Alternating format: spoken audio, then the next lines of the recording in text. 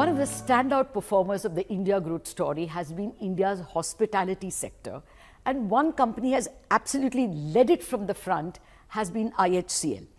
The rating agency ICRA gave me some numbers. The growth of luxury rooms in the top 12 cities in India has been a CAGR of 4%, and IHCL's CAGR of room count has been 12% in the last 8 years. So clearly led the hotel sector from the front.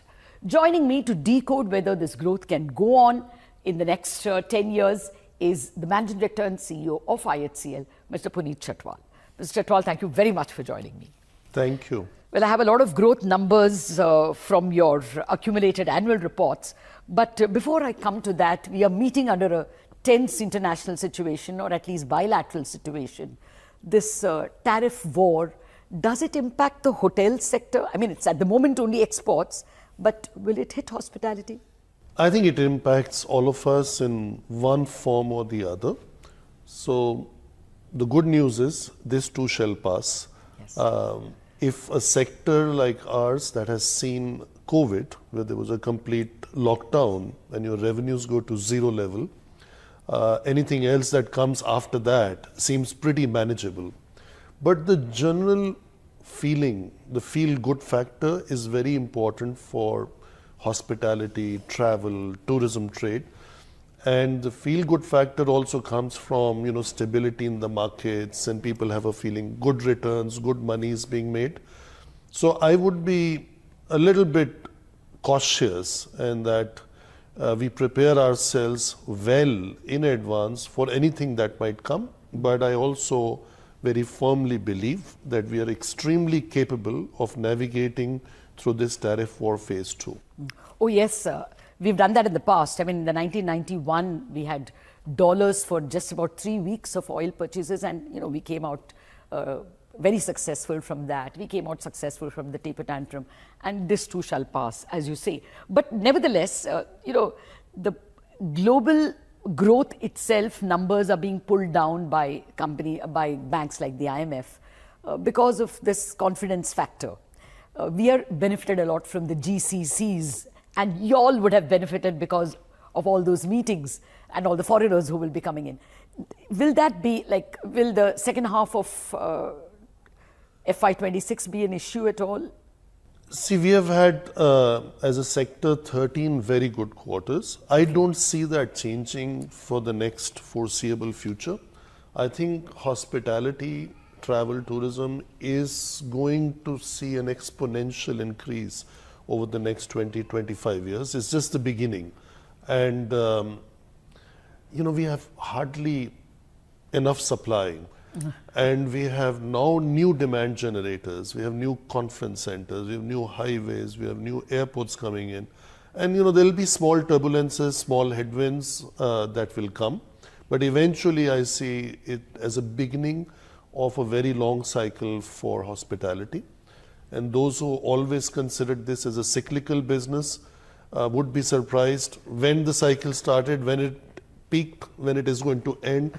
I don't see any end in the short term, but I'm always very optimistic. So no, it's good to hear this optimism because over the last 24 hours, we are emerging from a lot of pessimism. It's good to hear that. But actually tell me, I picked up the numbers of the last 10 years in IHCL.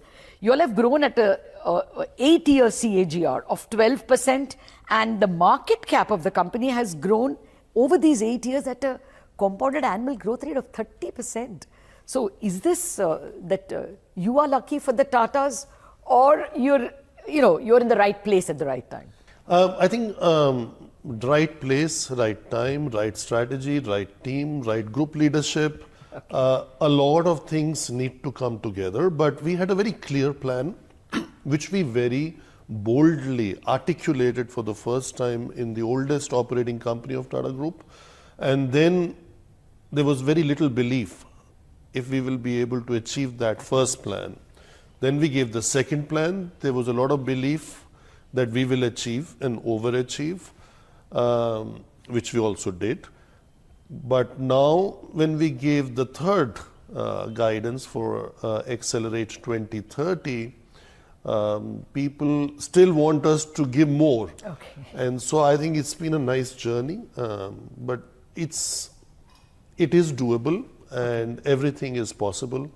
As they always say, where there is a will, there is a way, where there is a good team, whether it's a cricket match, defending the last 6 runs, you can win it, or anything else, any game, any tennis match, or Okay. I think at the end of the day, it should be fun. Yes. It should be about making a difference, and it should be about positive contribution to the economy and the job growth. Oh, you've touched the right spot, all the right notes, especially the last 6 runs. I agree with you. But okay, let's get to the building blocks. You told us sometime back, and you told me in one of the previous interviews, that there is a demand-supply gap in the hotel sector, especially in the upscale and the luxury sector. Is that narrowing at all? Or do you think that this gap can help you for another few years? I think one is the gap because the supply in India, especially on the domestic front, takes much longer to build and the demand keeps growing. So I think that gap will remain for a few years to come.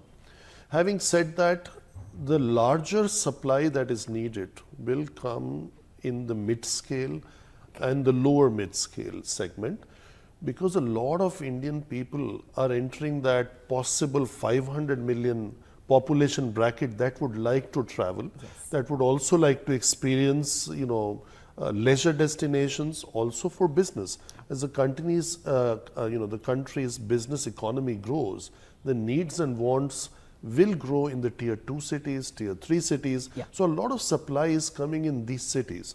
The pipeline is more than 50% as per Horwath Consulting of all hotels coming in all categories in newer markets. Okay. So I think that is also helping the big money spinners like Mumbai and Delhi and Bengaluru and Goa. So what you're saying is that the upscale and luxury gap may still continue. The bigger supply is coming in the mid-scale. The majority of the supply is coming in mid-scale. So the luxury and upper upscale are in a sweet spot for a few years to come. Okay. Well, actually, I was going through the numbers. There are now many listed companies, so you're getting competition. Samhi, Park, quite a few companies are getting listed as well. I think it's, as you said, our market cap and the improvement in market cap and the CAGR of that growth, I think encouraged a lot of companies to get listed, Yes. which is again good news, not just for the sector, but a lot of capital has come into the sector, both domestic as well as internationally. Okay. Well, I was looking at some of the numbers. Those who are only concentrating on luxury, like the Leela, tend to have higher margins. Doesn't that rankle for you? Your margins are lower compared to them. It will be like 35, theirs would be like 50 in terms of margins. Is that... No, that is not accurate. So I Okay. actually like that because you like numbers. Okay. So when you look at Indian hotels, firstly you have to go by brand, then by geography, and domestic versus international. So on our standalone basis, if we take only the luxury, our margins are very close. All of us are in the same space.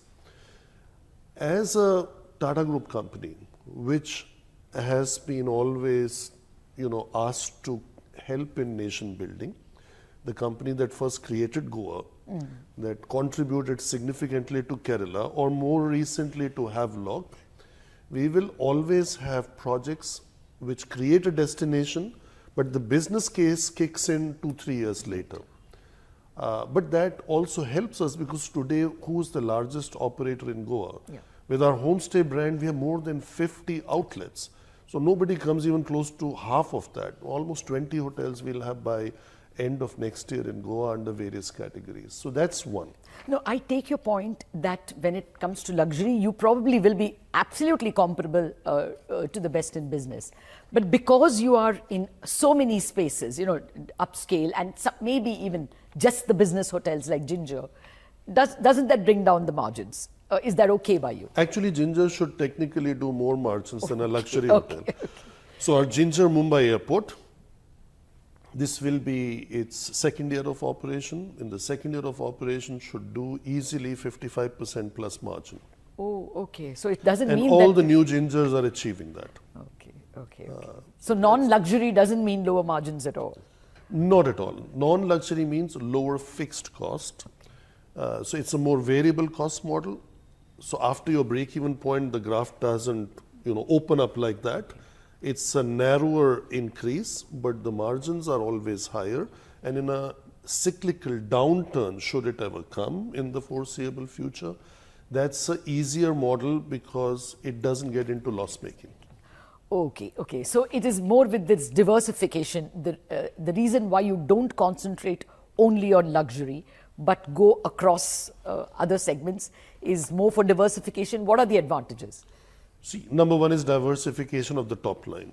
Number two is addressing the needs and wants of all Indians and not just a small percentage of Indians. It's like Tata Motors, playing in every segment, or like even Titan for that matter, having brands that address the needs and wants of all segments. Number two, they were already there. The execution, possibly for a variety of reasons, did not happen in the way it should have happened. So Ginger was started with the inspiration of a book called Bottom of the Pyramid by Professor Prahlad from Harvard Business School. But by the time the execution happened, 9/11 had happened, and the whole world turned aspirational, and the bottom of the pyramid did not want to be counted in the bottom. Even they were aspirational. Genes started falling off. Yes. All of us who have kids remember how, how we reacted when we first saw that. So I think things change, marketplaces change. What is important is that the companies must execute strategies with agility.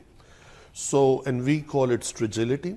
When you are in the execution mode without kind of expanding yourself too much in terms of debt, in terms of risk, but you're executing with discipline, then things happen. So that is how we are very proudly happy owners and operator of Ginger Hotels today, which has become a very good contributor to our EBITDA margin and profit. Same is for our flight kitchen business. And now we also reimagine, relaunch Vivanta, Gateway, and we are also starting the Claridge's collection, which is boutique luxury. Yes. So there is a lot happening on all those fronts. That is what I meant by your portfolio. We have today 250 hotels approximately in operation and another 150 in pipeline. The brands you mentioned and others may not even have 10% of that or 5% or 10 in the portfolio. So one is you're managing and administering what you have, and the other is the high growth. So high growth will always in the infancy phase or in the when you got startup phase have lower margin because it takes 2 to 3 years for a hotel to stabilize. And we're opening what? This year we should open 35 hotels. Oh, okay. The pipeline is really like huge. What's your, where would your accent be? Would you have more Tajs or more, Vivantas, more Gingers?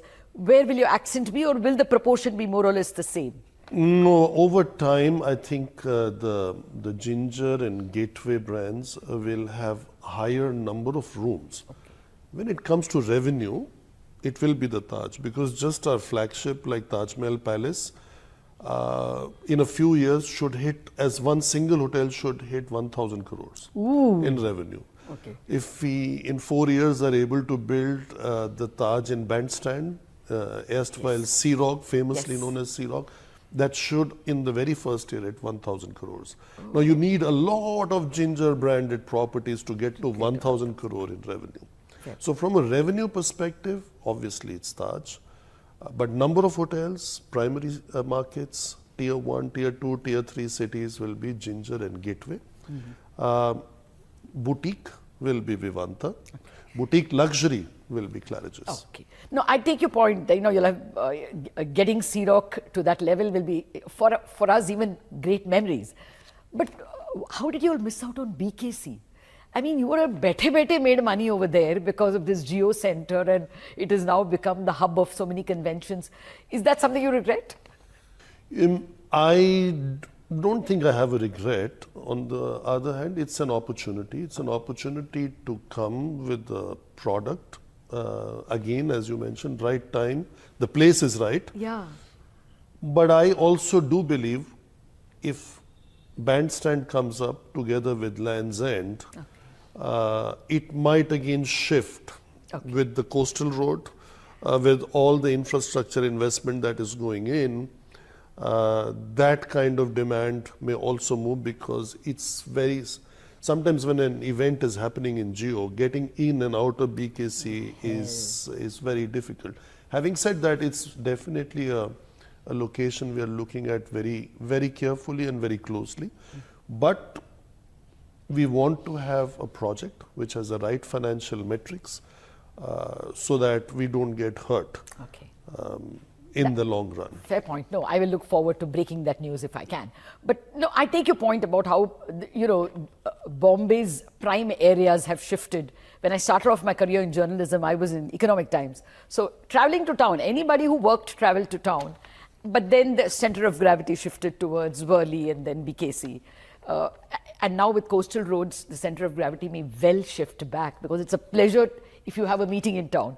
It's a bit of a pain when you have a meeting in BKC. But the iconic assets, it doesn't matter where the center of gravity shifts. The Taj Mahal Palace at the Gateway of India was, is, and will always remain the most iconic asset maybe India has. Absolutely. Oh no, I agree. It's almost like a monument. You come to see the Gateway and you come to see the Taj. That's true. But is there any other center like BKC that you are looking at? So you're absolutely right that BKC is one thing I feel we miss. We are missing a good Taj in Pune. That's one place where we don't have a Taj property. We have Blue Diamond, which we will put under renovation in a few months from now to create the best boutique luxury hotel in India. But it will still not be a Taj. So I think Pune needs a Taj and Taj needs Pune.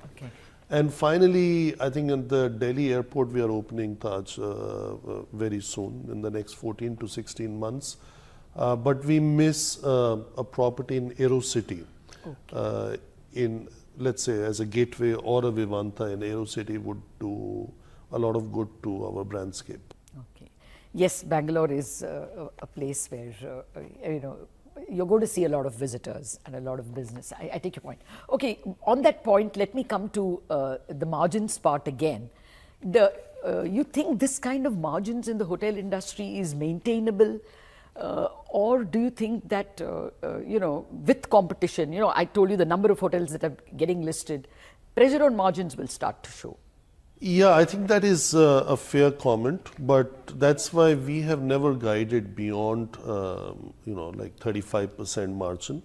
We said even 33 in our previous strategy, and that is also because we have international assets. Once you consolidate, the margins in the Western Hemisphere are not that high, but we have those properties with a full P&L impact with us. So if it was only India, it would be much If higher. India, then it's 40 and above is easily doable.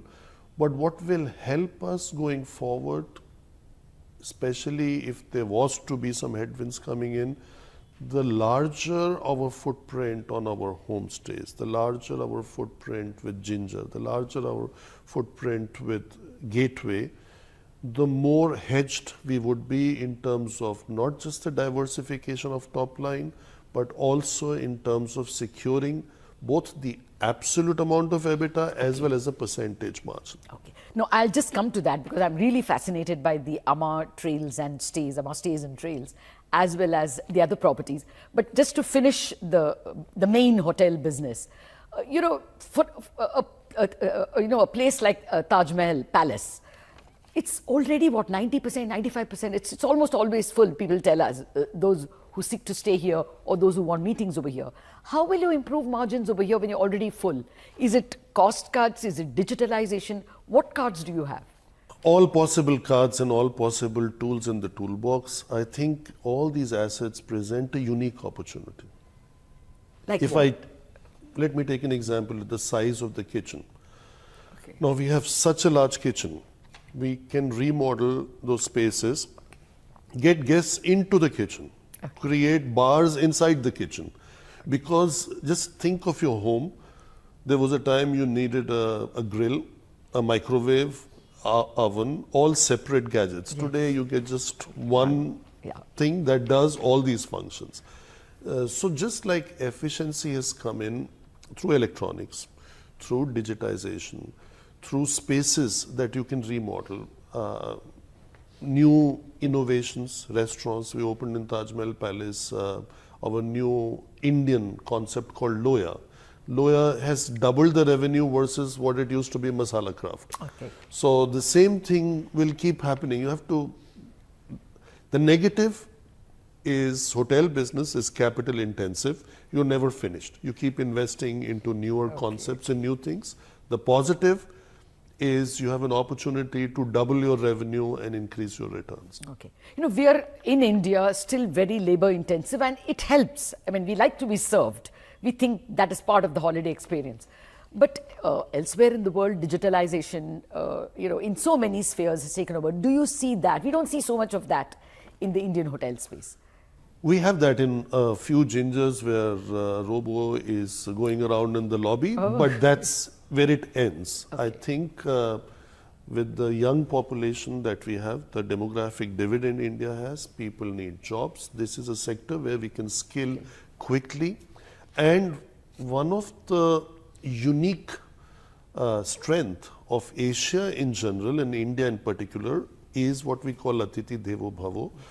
And the warmth of our hospitality. The warmth cannot come from gadgets and digitization and No, AI. it is the culture. Yes. It is the culture and it's the people. And it's the people who make the difference. And that's, I think, become more and more visible for people traveling post-COVID, that they just love, you know, not just us, any other brand or hospitality made in India. Okay. Yeah, no, I agree with you that this Atithi concept is, you know, inherent to our DNA. That should help. Okay, now let me come to what really fascinates me, the other properties that IHCL has developed lately. What gave you this idea of Amar Trails? It's a pleasure, let me tell you, when we go with our extended family. My God, it's a long story, but let me just tell you, organizations go through different phases in their life cycle. And one day, traveling to Goa, I saw the sign on a villa, which is called the Briganza House. And I said, what is this? They said, it's a skilling center, North Goa, main road. Then we said, okay, we'll move the skilling center. Let's renovate this villa. And as a part of our asset management initiative, we'll sell it off. They said, if you like this, there is one more, which is called the Cardozo House, beautifully restored. It was a piggery for 20 years. Oh.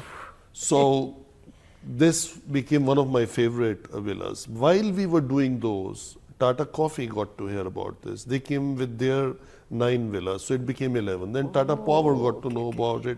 They gave us another 4, it became 15. And all this is happening during COVID time. When we got to COVID, we said, okay, stop, we will not sell. Let's create a homestay brand and become an internal aggregator. So it started as an internal aggregation within the group to help group companies because all companies had villas. So maybe today that contribution is not even 10% of the total portfolio. Yeah, I know. I believe all film actors come to you and give you their bungalows in various First, places. they get very surprised when they stay in one. And then during their stay, they decide to buy one, and then we get it back also to run it for them. Okay. Does it contribute a lot to margins? Is it a fixed Margins, return? yes. Is it a fee? Yeah, it's like an online travel agent. We charge 15% of the top line as a fee, plus 3% as marketing contribution.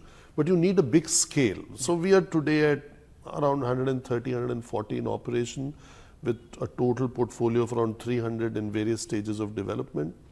I think once we get to 1,000, that's why I said in a few years from now, some of these businesses will help us contribute. And it's a hub and spoke model. Okay. So it's one of the hotels which is within that 1 hour driving distance for the manager and his team that is able to run it. In Goa, it's easier because if you're in North Goa and the North Goa hotel team is doing it, it's maybe 10 minutes, 15 minutes drive at the most. If it's somewhere else, maximum we allow is 1 hour. Okay. No, actually, this also seems to be an idea whose time has come. When we were children, the joint family was splintering, and it was a pleasure to be in a nuclear family. Now the nuclear families after COVID want to reach out to the extended family. So, this has come at a very good time, at least in the evolution of my understanding of family. But, you all have grown a lot of sub-brands. For instance, you have Chambers, of course, which is an old brand. You have Khazana. You have J Wellness. There are so many sub-brands. What are your plans for all of this? For instance, J Wellness. Will it go beyond the hotels, your own Taj and Vivantas outside? Not really. Okay. We are not into the business of wellness. Wellness is a support function. Okay.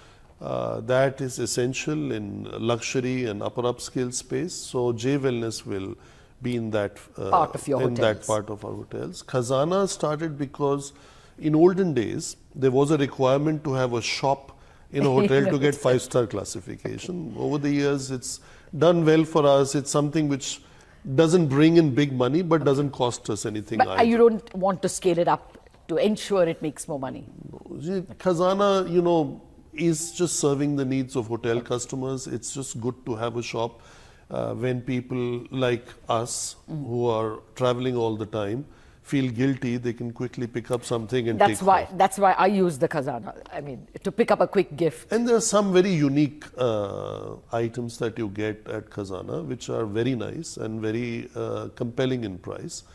But having said that, I think Chambers is a brand which has really evolved very well for us. It is in its 50th year. We'll open the flagship Chambers after renovating it and more than doubling in size at the Taj Mahal Palace. We did that at the Taj in Delhi. We renovated the one in Calcutta. We are doubling the size in London and opened a new one at the Taj West End in Bangalore. So all in all, Chambers is a really very well positioned brand which has high contribution margin because of the initiation fees and the annual fees, but it gets the who's who of the country. And they are big spenders either through their companies, organizations, families, or individually, which form a very big percentage of our revenue. You don't see, club membership has itself, it's a business by itself. You see it in that light, you will be able to spin it off. We don't want to spin off the business, but we are very proud to have the Chambers. And this idea also came when I joined Indian Hotels. I met many Chambers members who just told me they're members for 30 years, 25 years. This is their favorite table. Then they said what company they work for. I was waiting for them to tell, what's your name? Or am I supposed to know your name because you're there for 30 years? So that gave us the idea to take it to the next level. And we are very well positioned with that. Okay, now let me talk money. All this ultimately has to bring in money. I saw your 10-year chart. You've doubled revenue in 5 years. That is since FY 2020. That's a pre-COVID year I took. Can you repeat the feat? Next 5 years? We have guided that. Okay. We said by 2030, we'll have 15,000 plus on enterprise level. So, enterprise level we already are there. We'll have 15,000 approximately, and we will give a return on capital of 20%, and we'll have a portfolio of 700 plus hotels. That's almost doubling because, and it could be, a bit higher, a bit lower, depending on the geopolitics of the world. Maybe a year earlier or a year later, but this is the ballpark. Okay.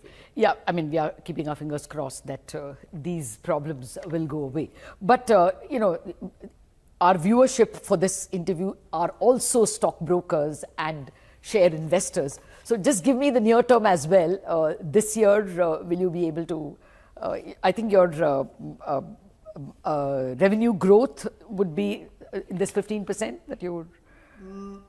No, we have given a double-digit guidance, but with a very large growth that we have had, always to keep doing 50% on a higher and a higher base is possible, but to give that kind of a guidance is not very responsible. Okay. I think if we get to 10, 12%, we are very happy because most of that is converting into very good flow through. Okay. And that is our journey from 17, 18 of 17% margin, which was previously 13 or 12, to 35, doubling of the margin from what used to be the EBITDA is today 70% of our profit after tax. Fair point. So I think that's how we look at it, and I think and free cash flows is very important because we are spending a lot of money on capex. As long as our free cash flow is higher than the capex spend, we are fine in this high growth phase for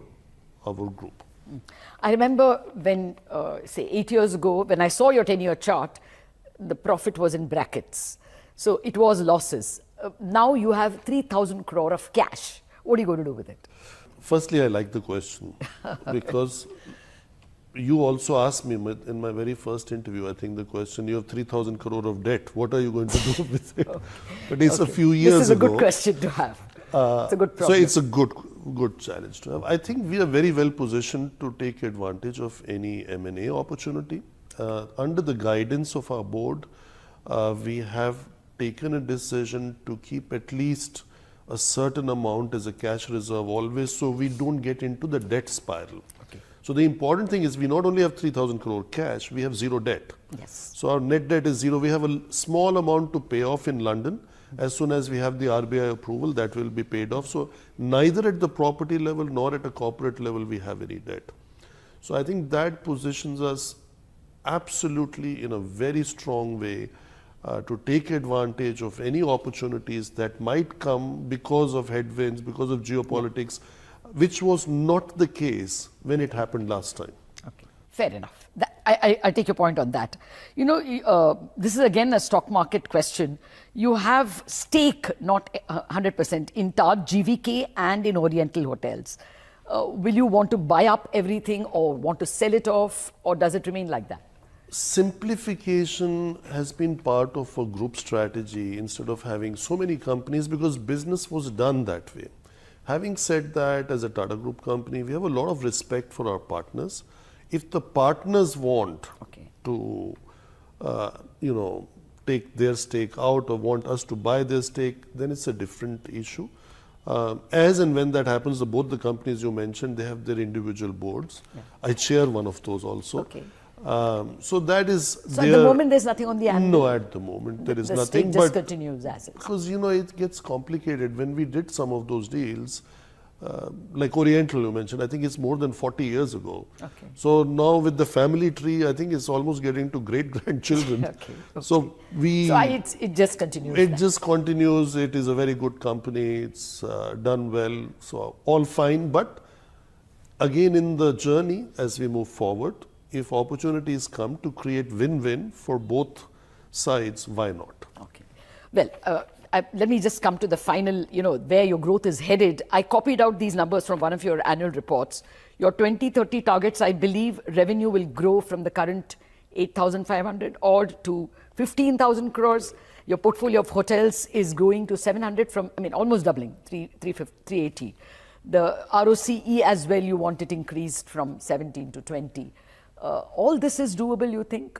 Or will you surprise us like last time by achieving it earlier? Yeah, obviously, we all suffer from Dil Mange More. So yes. if it comes your way, why not? But I think looking back, we should also be comfortable, happy and content that even if you're able to achieve this, what we have guided for. Okay. But if more comes, you're happy to take more. These are tall targets. So, it's almost doubling of revenues. But you think eminently doable, if anything earlier? Yeah, I think so. Up till now, it has always happened. I always say, we promise, we deliver. We deliver preferably a bit more than we promised and a little less time than we have guided. Okay, a little earlier than you promised. No, I'll tell you where for a commoner like me, where the hurdles may seem to come. Staff, this will also mean doubling of staff. Is it possible to train so many people to such standards that you'll expect? Yeah, we have a comprehensive skilling program. We have committed to skill 100,000 people. Our need is from today 40,000 going to maybe 65, 70,000. Okay. But we're doing that for society at large. This is one of the initiatives we are. Oh, you skill for the country, even not just in general. We have opened more than 50 skilling centers, and some of them are just phenomenal. The last one was in Uttarakhand, near Nainital, which is opening in the next days or so. That's where we signed. We opened one in Ekta Nagar, where Ekta Divas will be very soon celebrated. So in a lot of places, a lot of skilling centers, this is a part of our CSR initiative. That is at the entry level. But we have spent a lot of money in the last 3 years skilling, educating, giving exposure to our junior executives, middle level executives, and top management. So sending them from Europe to Dubai to US to Harvard to INSEADs of this world, this has been an ongoing program. We've created so many scholarships. Yesterday itself, we signed off on 20 scholarships done over Italy and Switzerland. Send our chefs in there. It's not anymore only managers can do an MBA. We are nominating young chefs to go and do an MBA. So I think it's a